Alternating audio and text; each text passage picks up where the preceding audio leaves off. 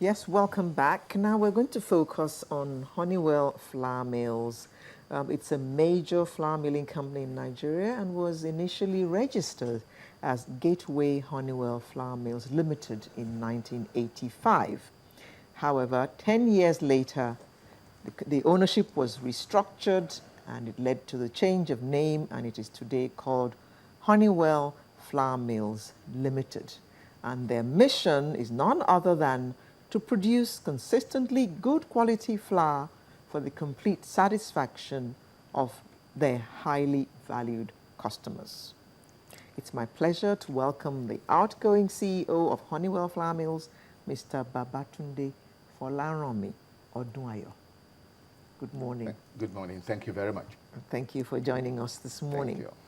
Thank you. You came on the scene when there were not many flour mills in Nigeria, and there was one huge flour mill which seemed to have gone into all the nooks and crannies of Nigeria. What was it like coming into the market and having to compete with that giant? And you know the one who shall remain unnamed. I know, and I'm not here to mention the name also. But really, at that beginning, it was like the case of David and Goliath. Goliath. We were very, very small indeed, a little bit frightened. What to do? Will we be able to sell off all our products? And we came out with a very small capacity indeed, 200 metric tons. Very small capacity. But what are we going to do? So we went out and looked at the market and saw that the quality of flour that was being offered could be improved. The bakers were happy with what they had, but they didn't even know that they could get something much better. So Honeywell Flour Mills came out at that small capacity with high quality volume. And it transpired very quickly that everyone wanted our quality of flour. 200 metric tons, we didn't produce enough. So we had to now go on, upgrade, expand, and we moved from 200 tons to 360 to 600. Today, we're 2,610 metric tons. And capacity. You have a market for all of it? All of it goes into the market. And not just that we have a market, we have now become known for quality flour, quality semolina. The Honeywell wheat meal is very, very popular. We have, I think, a very large percentage of the market. Honeywell pasta, spaghetti, and the very, very popular Honeywell noodle, of which the Bam Bam Lala song is most popular in all the households. How is your noodles doing in the market? It's doing excellent. In light of another big competition? Well, excellently well. The challenge for us is how to produce enough for the population. So we're also having to make an expansion, where we have a series of expansion programs in place in order that we can put more in the marketplace and, of course, on the table for the consumers. What would you say is the needs of the nation in terms of volume of consumption? That's very, very difficult to quantify because it's a growing need, you see. 170 million of us. 170 million. And we are becoming more and more urbanized because of the constant drift from the rural to the urban areas. And because we are becoming more and more urbanized, there's a need for quick meals that you don't have to spend a lot of time to cook. So noodles, pasta, they fall into that category. And for that reason, it's a growing need.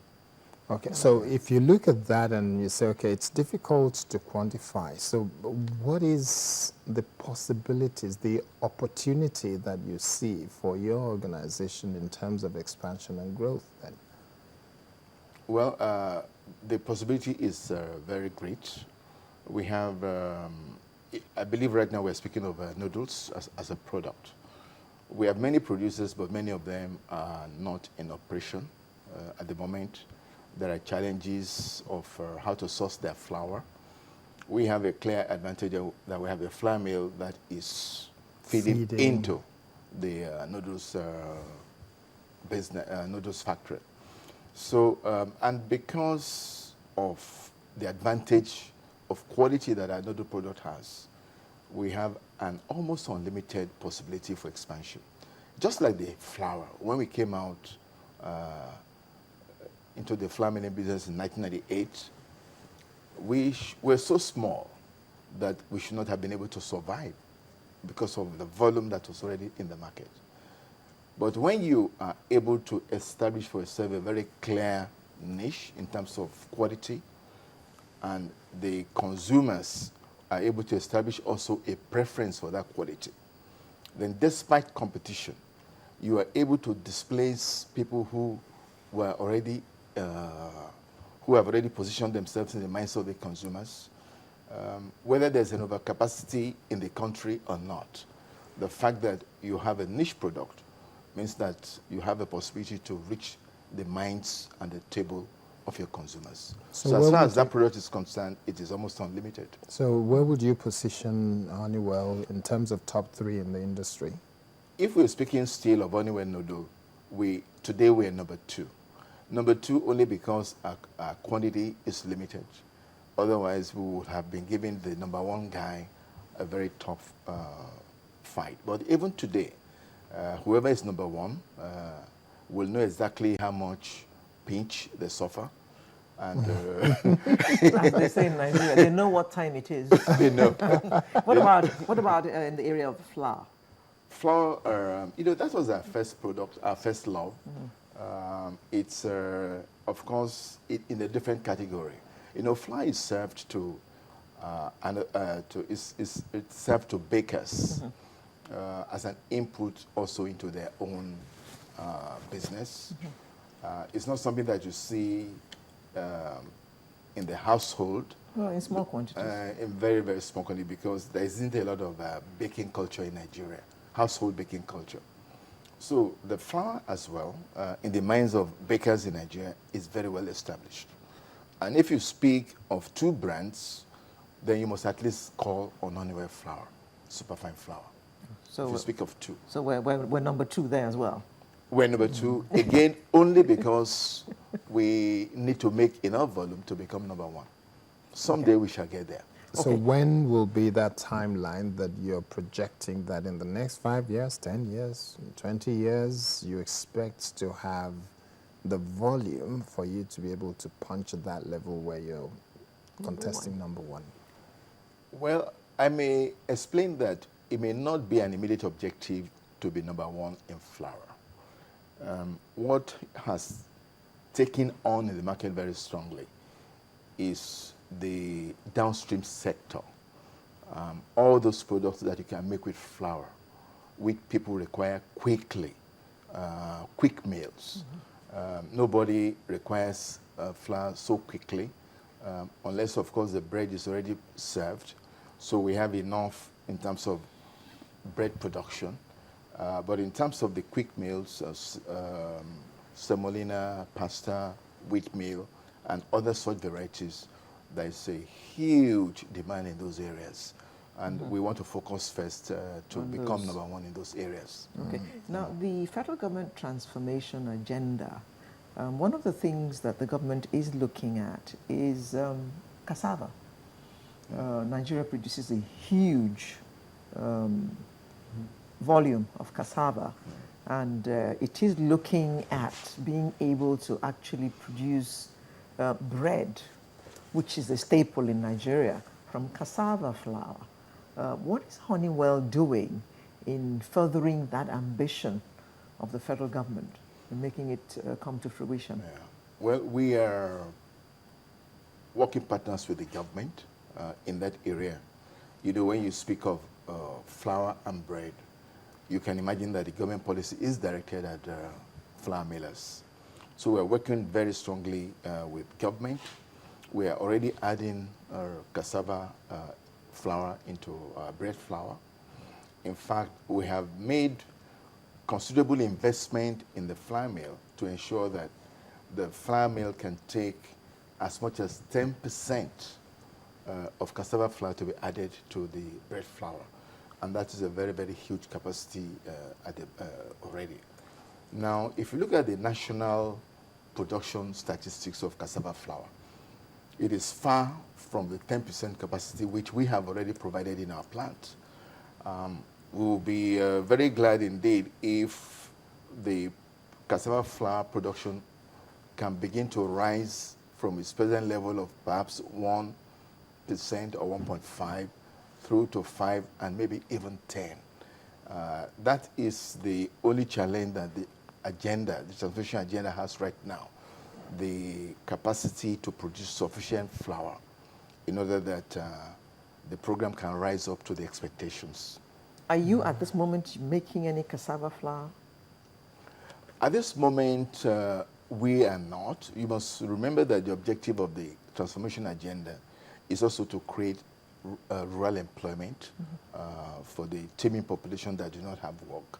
So the idea is that let the farmers plant the tubers, let farmers and other small and medium-scale entrepreneurs invest in cassava flour making, let there be employment in the rural areas, and let flour millers go and take the cassava flour from all these sources and use in their mills. Standards have been set by SON for what the quality of that cassava flour must be, and NAFDAC goes around to ensure that the standard is met. And flour millers also have laboratories to check that the flour is conforming to this standard. So this is the way it's supposed to work. And the government has a huge program to encourage cassava flour production, cassava tuber planting, cassava flour production, and also some marketing programs and huge incentives to these sectors for them to be able to achieve this objective. So for that reason, the flour millers will rather not go into that area because it doesn't help the objective of employment creation of the program itself. Yes. Okay. So if you were to look at the growth of your company over the last few years and the expansion of it, and you want to project into the future, and then look at the northern part of Nigeria, which forms a big part of the country, and the insecurity in that part, how do you think that is likely to affect that expansion or growth plan? Well, I hear you very well. Population remains 160, 170 million. With a big chunk of it in the northern part of the country. And that's to a big market for you. Food as well, despite the insecurity. And I'm sure that if you go to those parts of the north, you will still find that there's Honeywell products in those areas. They will get there through some other informal channels that the people themselves will create for their own survival despite the insecurity. It's even on the West Coast. Exactly. So whilst we may not be strongly present there, we will be strongly positioned close to these places so that through informal channels, the people can get food. Everybody needs food. They need food. And so our expansion program continues to reckon on the huge population that we have and on the potential that we also have. Nigeria is a big population. Even the West African countries prepare their budget on the basis of what Nigeria would take. So we have a huge population. And because we speak of food, the potential for a company that strategizes very well, identifying what food products, identifying exactly what quality the consumers want, the potential for such a company is almost unlimited. How many flour mills do you have right now across the nation? I would say that we have like about 26 flour milling locations. Some of them are owned by the same owners. But if you aggregate it as to ownership, you probably will find that there are about 8 to 9 major owners of flour mills. Out of which... No, I'm talking about Honeywell. Oh, Honeywell. Oh, I thought you were looking at the nation. Oh, we have only one location at Tinkan Island in Apapa. And in that one location, we have 6 different mills. We started from 1, and we have added number 2, number 3. Now we're 6 different mills in that one location. And from that one location, we're able to reach out to the different parts of the country. So what are you milling in all of those 6? Are there a variety of products? At Chinken Island, what we do is flour.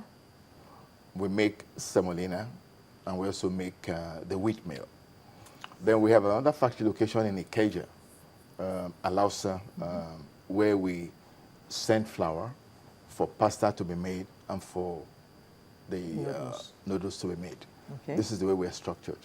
And today we are already in Shagamu at the interchange, Shagamu interchange, Abeokuta, Shagamu, Ibadan interchange. If you're heading to Ibadan, once you fly over the interchange, or even before you get there, you'll see a vast expanse of land, 63 hectares, that Honeywell is already developing for greater production of semolina, greater production of pasta, noodles. Developing. I thought you had something as you enter Ibadan on the right. On the right, no. What you have on the right is probably Eagle Flour Mills. You probably think of the days when the chairman of Honeywell Group was also the chairman of Eagle Flour Mills. And once we started the Honeywell Flour Mills business, he relinquished his position and also his investment. Okay. Okay. So you have been in